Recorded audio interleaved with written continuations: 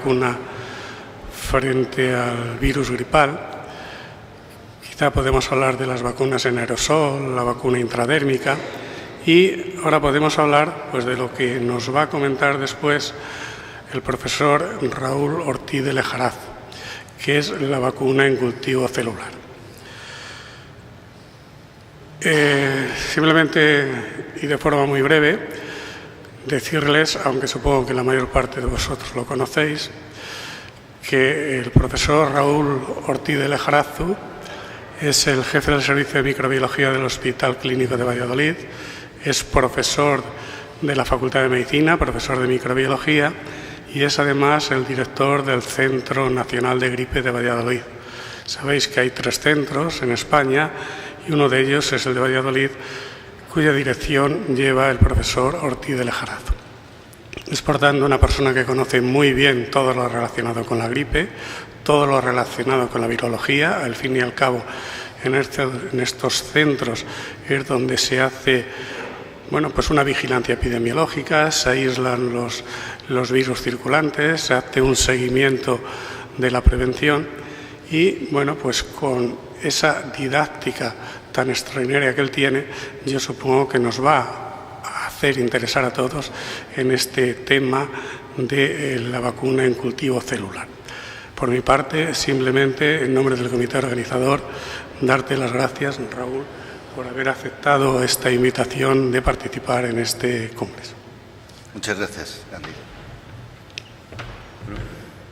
Buenas tardes. Yo quiero agradecer al profesor Cándido Gómez su amable presentación y efectivamente tiene razón, me he dedicado prácticamente mi vida a la gripe, probablemente porque no valgo para otra cosa, ese es el único mérito, y entonces alguien se tenía que dedicar a algo tan sencillo como la gripe.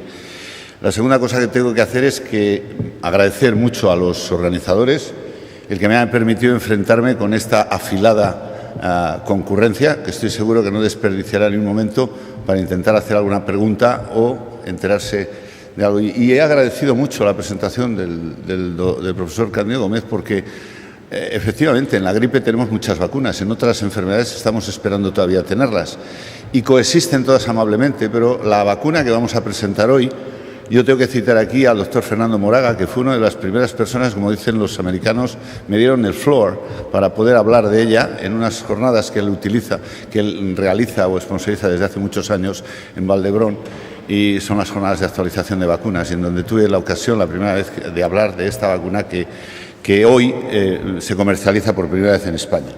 Bueno, para ir, adelantando, nosotros estamos aquí y este es el conflicto de intereses.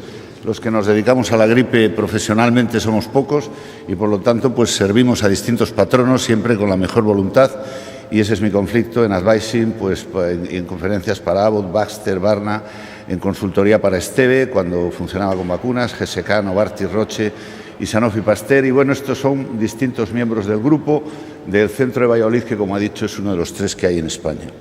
Y pasando frente a la vacuna de la gripe, yo creo que estaremos todos de acuerdo en que la vacunación frente a la gripe no es 100% eficaz. Y se podría hacer una serie de críticas de vacuna de gripe, pero la mejor de todas es que la vacunación gripal es la medida más eficaz para evitar la gripe o sus consecuencias graves. Y esto es indudable. He visto a lo largo de la sesión de esta mañana, que me ha encantado, y la de esta tarde, cómo una y otra vez salía la gripe y vemos que paulatinamente se amplía y se recomienda su uso, y me encantaría en este sitio que estamos actuando, que parece una iglesia, pues estar aquí con esa monja alférez tan querida de todos nosotros, porque probablemente haríamos un dúo inolvidable para todos los asistentes, ¿no? Pero realmente es un indicador social de la salud vacunal, de tal manera que cuando algo va mal en la vacuna de gripe, pues quiere decir que nos podemos ir anticipando a que irá algo mal en otras vacunas, y esto es muy importante. Hay una serie de cuellos de botella en la producción de vacunas gripales.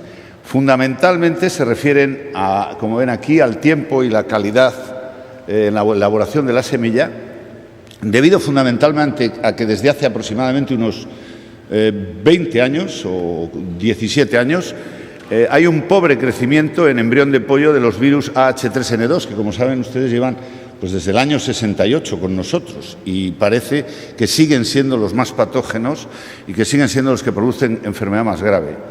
Y además necesitamos un virus semilla, no cualquiera, sino que para los productores sea un virus semilla que sea un buen productor de hemaglutinina, que es lo que se utiliza para vacunar y lo que se utiliza para medir las vacunas de gripe. O sea que lo que interesa es que tengamos una semilla que crece bien en huevo, a partir de virus que no crecen bien en huevos, como son los H3N2 desde hace muchos años, y además un virus que luego, aparte de producir en huevo, después de no crecer bien, que nos produzca mucha hemaglutinina. Así que eso plantea problemas en la producción de esos virus y a veces ese hecho de tener que hacer las vacunas en huevos da problemas de flexibilidad en la producción y puede dar, como ha pasado en situaciones como en la temporada 2002-2003, que pasó con el virus Afuyán, que puede haber desabastecimientos ocasionales o retrasos en emergencias. Todos sabemos que en la pandemia la vacuna llegó tarde. A pesar de que el 11 de mayo, 11 días después de recibir los primeros casos, yo les recuerdo que fue el 25 de abril de 2009 cuando se declaró la fase 5 de la pandemia, pues 11 días después de recibir del CDC este virus, Novartis Vacunas y Diagnóstico tenía una recombinante ya vacunal con un esqueleto PR8, que es normalmente el esqueleto, el virus que se utiliza como virus donor en la producción de vacunas. Bueno, pues Novartis Vaccine y Diagnostics, exactamente igual que otros productores internacionales, que Baster, que Sanofi, etcétera, etcétera, recibió una cepa de gripe que llevan esta X, porque son recombinantes, la 179 de la OMS, el 29 de mayo, 18 días más tarde, y además la capacidad de producción de esa X179 era 30 o 50 veces menor en producir hemaglutinina que la que se había generado. Por razones evidentes que no tengo que explicar ante esta audiencia que me supera en indicaciones y en contraindicaciones de vacunas en su conocimiento, pues no se pudo utilizar la buena productora y la que había sido conseguida antes, porque todas las agencias reguladoras no tenían la regulación necesaria para trabajar con esa vacuna. Y por lo tanto la vacuna de 2009 se hizo con una cepa que había llegado un poco más tarde, pero que crecía en huevo, aunque su producción de hemaglutinina fuera menor. Así que ustedes ahora mismo están en condiciones de entender de qué vamos a hablar cuando estamos hablando de vacuna, de una nueva vacuna de gripe producida en células. Bien, ¿por qué una vacuna de gripe obtenida en células en vez de en huevos embrionados? Bueno, pues para facilitar la elaboración y la producción de semillas en este mundo globalizado y en crisis hay que producir más con menos y además sin pérdida de las características de protección y seguridad que han sido demostradas en muchísimos trabajos y que yo mostraré algunos de ellos, los más breves, y además con ventajas adicionales. Y las ventajas adicionales pues es que independientemente del sustrato celular que se emplee, luego se podrán producir vacunas de virus enteros o de subunidades. O sea que realmente es que vamos a fabricar las vacunas de gripe, o se están vacunando, o esta vacuna que presentamos hoy aquí es una vacuna que está fabricada en un nuevo sustrato. ¿Y por qué? ¿Qué ventajas tiene? Bueno, pues tiene unas ventajas que son las siguientes. Para aquellos que vayan a dar o que hayan dado, yo he visto alguna conferencia a la que he asistido, esta es una de las diapositivas tipo que debe poner aquel presentador de vacunas que se precie, que son los virus que hay. Lo que pasa es que el que haya seguido un poco al pie esta muletilla, pues este año se ha equivocado, porque por primera vez en lo que yo reconozco de vacunas, este año la OMS propuso esto otro. Esta es la cepa Victoria o la A Texas, pero no, lo que dice la OMS es que hace falta poner una cepa H3N2 que sea antigénicamente igual a la propagada en células prototipo del virus A Victoria.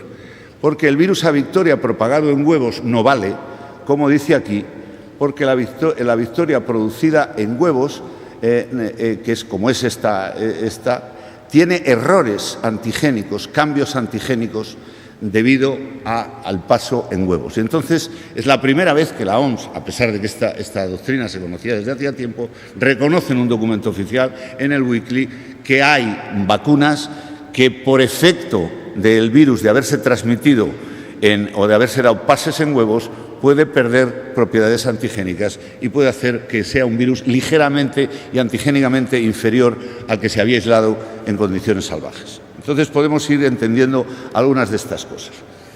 En definitiva, lo que tenemos que ver todos es que un virus salvaje que va a ser virus semilla y que va a ser un virus vacunal va haciendo pases que cuando es en un embrión de pollo, pues hace que del virus salvaje, que estaba todo escrito en bold y en rojo, pues quede un virus que está escrito en cursiva, con comillas, y que del virus original pues pueden quedar algunas cosas que se han perdido en el camino. Y realmente es que tenemos una tecnología que tiene más de 60 años y que produce una variabilidad, una selección y un aumento o una disminución de la representatividad de las cepas, como ahora veremos. ¿A qué se debe eso? Pues eso tiene una explicación muy clara. Los virus de la gripe, dependiendo que sean de linaje humano, es decir, que estén especializados en infectar a jefes de servicio y a enfermería y a prematuros, pero humanos, utilizan un receptor que es el receptor alfa 2,6, que es un receptor que tienen las células en la membrana y ahí se pegan esos virus.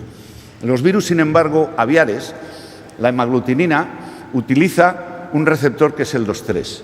Y esos receptores están desigualmente distribuidos. Cuando uno utiliza huevos, tiene que saber que cuando un embrión le inocula en la cavidad amniótica, el embrión tiene acceso al pulmón, tiene acceso, por ejemplo, al riñón del embrión y también a la pared de la membrana amniótica, donde hay receptores 2,6 que son iguales que los que se encuentran en las células de los humanos, de la faringe de los humanos y del árbol respiratorio de los humanos. Pero ¿qué sucede? Que el virus ahí también tiene receptores que son de tipo 2,3. Y entonces aparecen variantes, que además se procura que aparezcan esas variantes, porque lo que interesa en la producción de vacunas es pasar este virus rápidamente a una cavidad mayor, que tiene mucha más superficie, donde el virus va a crecer mucho más y donde va a producir más cantidad de hemaglutinina. ¿A expensas de qué? De que pueda haber cambios adicionales y puedan aparecer variantes que tienen mucha más capacidad de crecer, pero también que aparecen virus que tienen diferencias antigénicas con los virus anteriores. Bueno, y esto es lo que ven. No todos los tejidos tienen receptores para los virus de la gripe. Por ejemplo, la membrana alantoides solo tiene el receptor que utilizan los virus aviares. Por lo tanto, cuando metemos un virus humano que le hemos pasado de amniótico a alantoideo, solo va a utilizar esos receptores. Y en el fondo vamos a hacer un embudo de selección que va a permitir que el virus, al cabo de 3 o de 2 o de 4 pases, hasta obtener la semilla definitiva, hayamos producido cambios. Sin embargo, en amniótico, fíjense cómo hay los dos receptores, y eso es lo que sucede en algunas estirpes celulares, como MDCK, como la HK293, como Vero, en fin, con una serie de plataformas. Tras 2 o 3 pases, la afinidad por el receptor cambia. ¿Y qué sucede? Pues sucede que si nosotros estamos utilizando los aislamientos que los centros de gripe de todo el mundo que trabajan en la vigilancia, como ha dicho el profesor Gómez, aislamos los virus en células y luego tienen que pasar a huevo y volver a pasar a huevo para replicar, estamos perdiendo una fidelidad, digamos, de la cepa que nosotros utilizamos para la obtención de la vacuna a partir del virus salvaje. Y por si eso fuera poco, pues insistir un poco en lo que hemos dicho en la primera diapositiva. Estos son datos del CDC, de cómo a partir del año 2006, en 2007 ya se había visto antes, pues las cepas que se aislaban en huevo eran poquísimas y, sin embargo, las cepas que se aíslan en MDCK son muchísimo mayores, aunque hay muchas cepas de gripe que no conseguimos hacerlas crecer ni en células ni en huevos. ¿Qué trascendencia tiene esto? Pues fácilmente que si tenemos que escoger una cepa de virus salvaje para que cuando se reúnen en el Sanedrín todos los años en el mes de enero los supercicutas de la OMS para escoger al virus más malo que tienen que designar, si nosotros utilizamos virus crecidos en células tendremos muchísimos candidatos y podremos seleccionar perfectamente cuál es el peor de ellos. Pero si no, tendremos que conformarnos con solo 11 los que han crecido en huevo, esos son muchísimos menos, y por lo tanto la selección se hará a partir de un número que no representa realmente la enorme dispersión que hay entre los aislamientos salvajes. Bueno, esta diapositiva lo único que hace es resumir lo anterior. Optaflu, que es el nombre de la vacuna que se presenta hoy aquí, utiliza un clon de línea celular, que es una línea celular libre de patógenos, que es la 330-16, en suspensión, que lo que permite es que el virus que pasa de la muestra clínica sufra una escasísima, por no decir nula, presión selectiva y haga que la estirpe que va de un sitio a otro sea parecidísima. Cuando el virus de una muestra clínica, que la mayoría de la gente, los virólogos que hay aquí o los microbiólogos que hay aquí, saben que aislamos las células, los virus de la gripe en los hospitales, en MDCK, en los centros de la gripe, en MDCK, la pasamos a huevos, pues podemos seleccionar y podemos al final tener digamos una población mixta de esos virus. ¿Y en qué varían esos virus? Pues varían fundamentalmente en la glicosilación. Hoy hemos visto a lo largo de qué es la glicosilación. La glicosilación es como si dijéramos el árbol de hidratos de carbono que rodea un antígeno, por ejemplo, proteico. La hemaglutinina es una glucoproteína, entonces el tallo principal de la hemaglutinina es proteico, como si fuera el árbol de Navidad. Y luego las bolitas que se ponen por fuera son los hidratos de carbono, de tal manera que una persona, aunque no vea el abeto, dice, coño, pues este es una hortera, que ha puesto aquí un árbol con unos zarandajas de la de Dios. Y este no, mira, todas las bolitas iguales del mismo color. Entonces, hay cambios en la glicosilación. Y esos cambios en la glicosilación no es que hagan que el virus sea más bonito o más feo, sino que sea más o menos inmunógeno y que sea más o menos igual a la cepa salvaje. ¿Y eso por qué? Pues porque el dominio del receptor de unión de la hemaglutinina 3 está más cerca o está muy cerca de los epitos de neutralización y eso posibilita pues, la selección de variantes. Esto también es de este año. Esto ha aparecido en febrero de 2013 cuando se produjo la selección y la OMS se pronunció por utilizar este año cepas, la cepa Texas, que era mucho más similar a la A Victoria, pero cultivada en células. ¿Y por qué? Pues si ven ustedes aquí, estos son los antígenos, los nombres de los virus. Ya saben que los nombres de los virus tienen nombres exóticos de las ciudades de donde provienen, de las regiones de donde provienen. Pero aquí yo les ruego que ustedes se fijen nada más en la última cifra, que responde al año, ¿eh? Es decir, todo el laboratorio tiene obligación de ponerle al final el año en el que se ha aislado. Así que este sabemos que es de New Hampshire y es de 2012. Y en cambio, pues aquí tenemos este, que es de la Victoria, que es de 2011. Bueno, pues fíjense cómo los sueros correspondientes homólogos obtenidos en hurones, aquellos que están obtenidos a partir de virus cultivados en células, estos son hurones que han sido inoculados con MDCK crecida en células, bien la Victoria o bien la Texas, tienen títulos en general más altos que los homólogos. Y sobre todo esos títulos son muchísimo más altos cuando se utilizan esos sueros para enfrentarles con cepas de reciente creación. Esa es la razón por la cual yo he intentado explicar, espero que lo haya conseguido, esa recomendación de la OMS de utilizar una cepa que estaba crecida en células este año de manera específica porque su reactividad con cepas muy recientes pues es muchísimo mayor con esas cepas. Bueno, el virus de la gripe, lo digo siempre, no sabe que estamos haciendo estas zarandajas, así que a lo mejor en el camino cambia y entonces, bueno, pues tendríamos una cepa nueva. Veremos cómo las células, cómo una vacuna obtenida en células puede remediar esa situación. Y esto se debe a que, bueno, pues los sueros han crecido, los sueros que han crecido en hurón, pues han tenido títulos de inhibición mucho más pequeños que los sueros obtenidos en hurón a partir de huevos. Bueno, si hubiera un fallo en la vacuna, en la elaboración de la vacuna, como pasó en el año 2003 o 2002, pues se tuvo que hacer con otra cepa que crecía en huevo, que era similar, pero no era exactamente igual. Y el resultado es que la epidemia fue de Fujian y hubo muchísimos más casos y hubo muchísimas más muertes en los segmentos donde el virus mata, como ustedes saben, es las edades extremas de la vida, es decir, niños y personas mayores.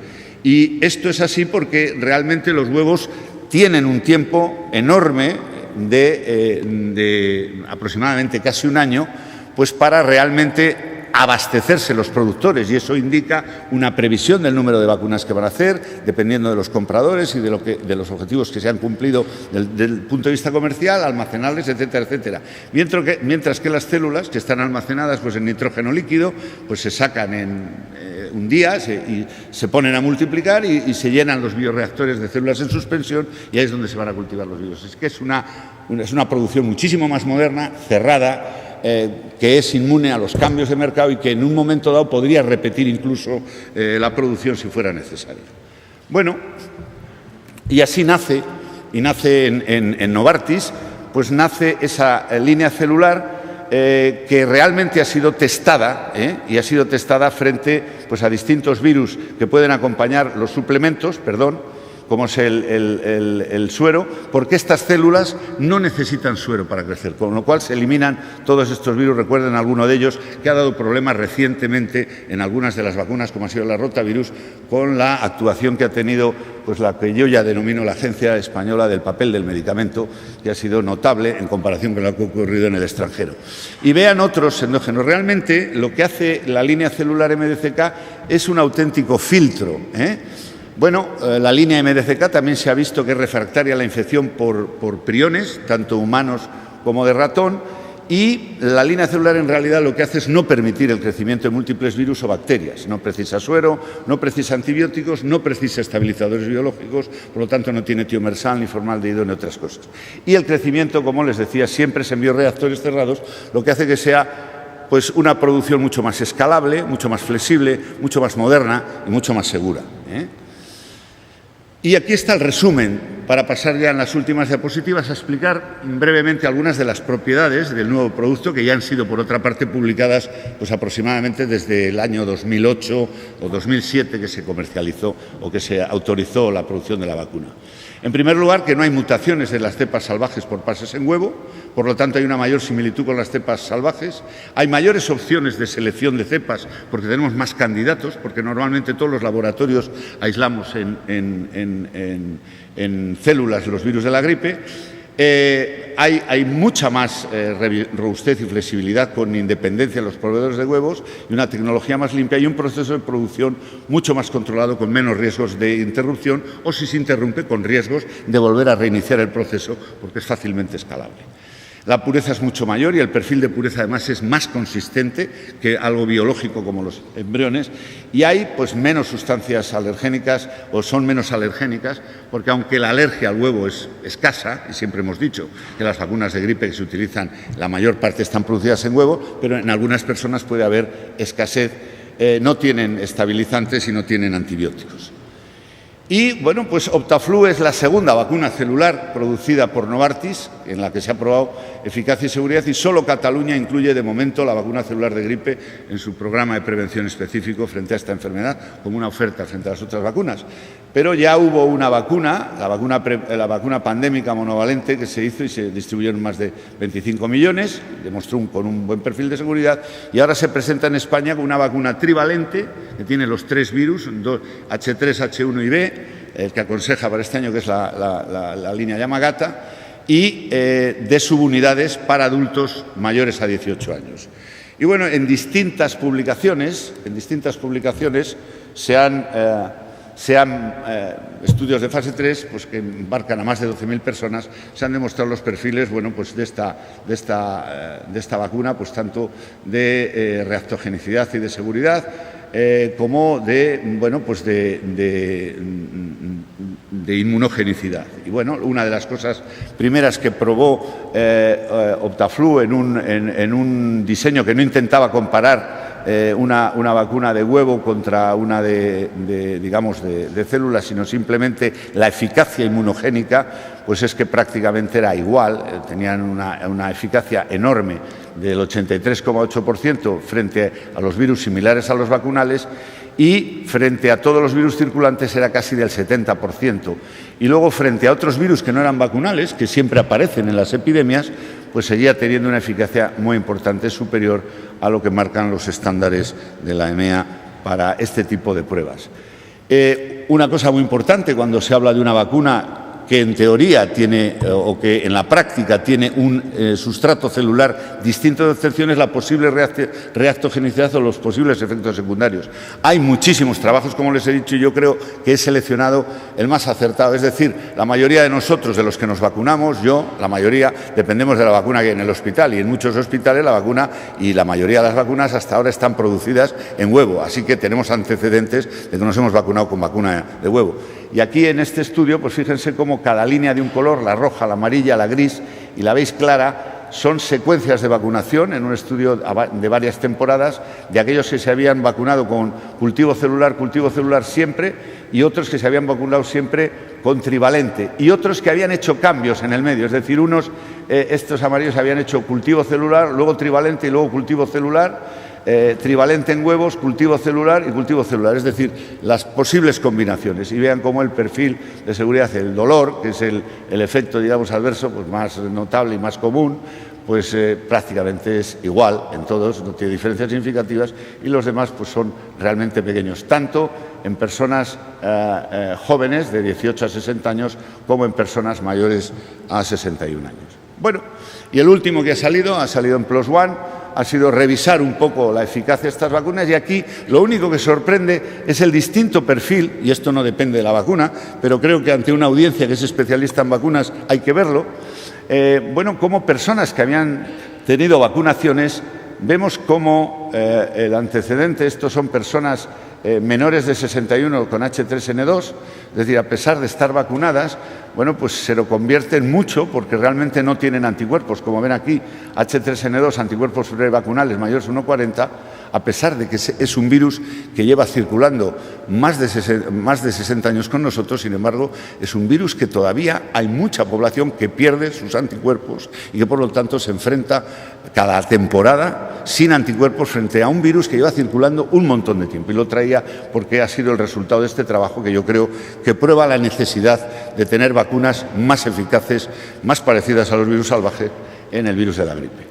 Bueno, entonces, después de todas alabanzas, uno se plantea, coño, ¿por qué todos los fabricantes de vacunas no se dedican a hacer realmente vacunas de gripe?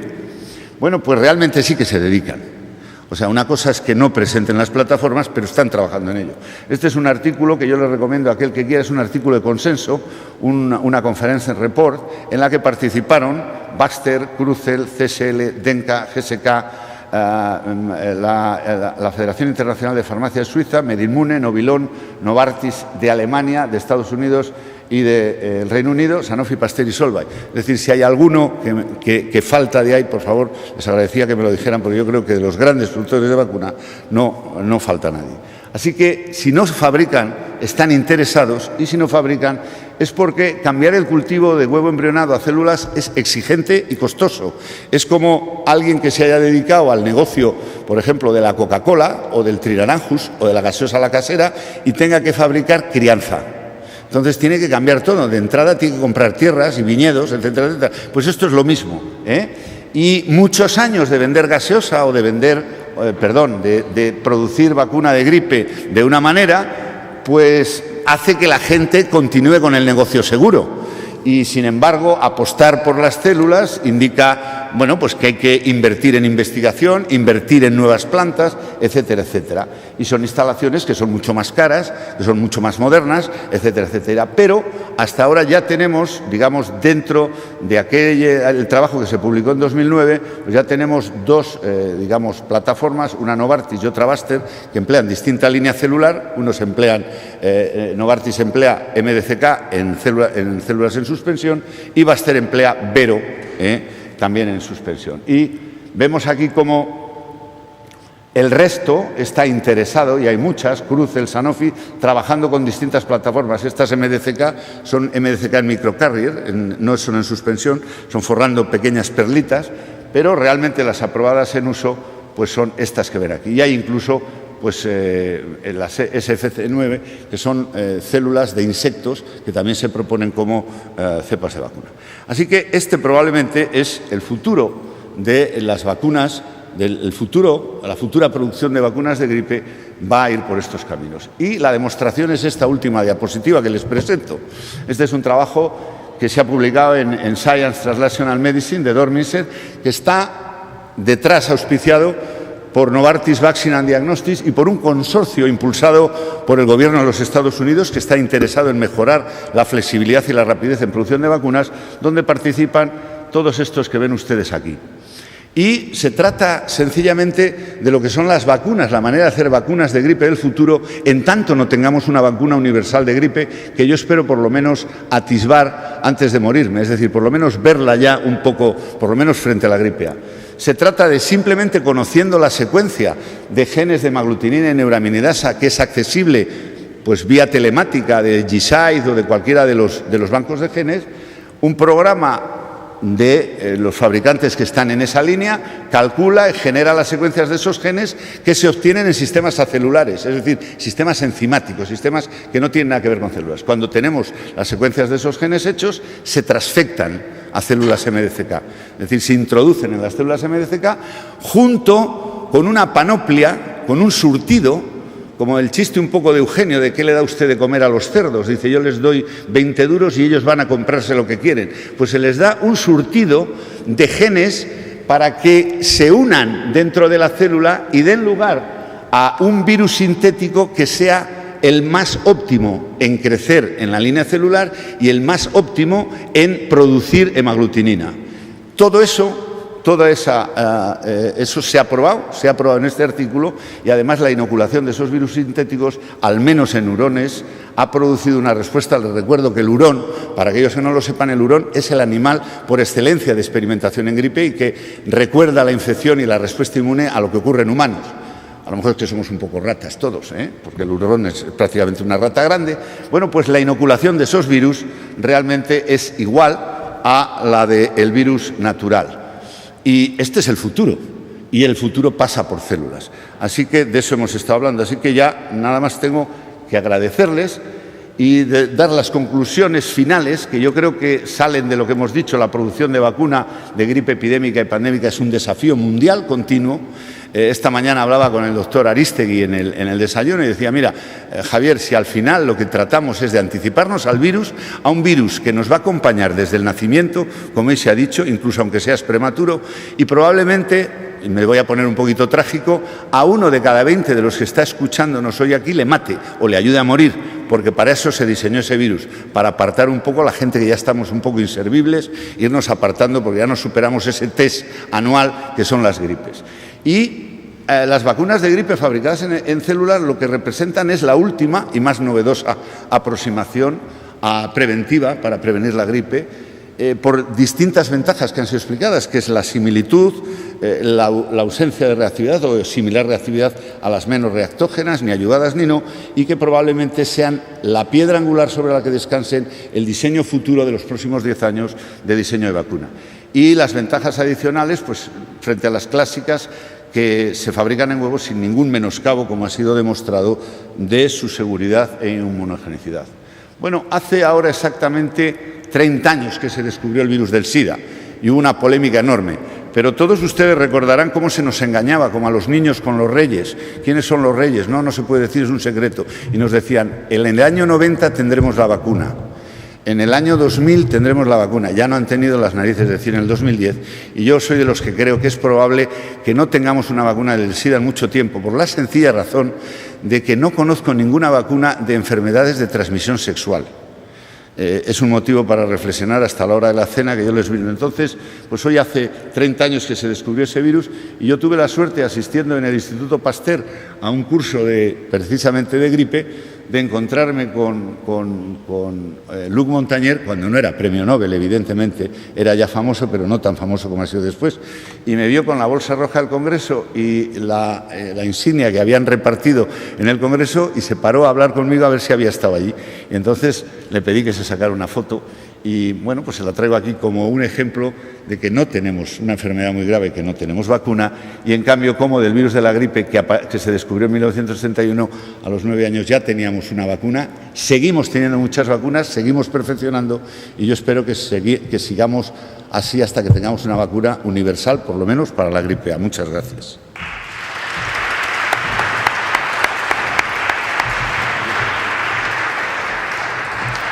Bien. Muy bien de tiempo, ¿no? Muchas gracias, profesor Ortiz de Lejarazu.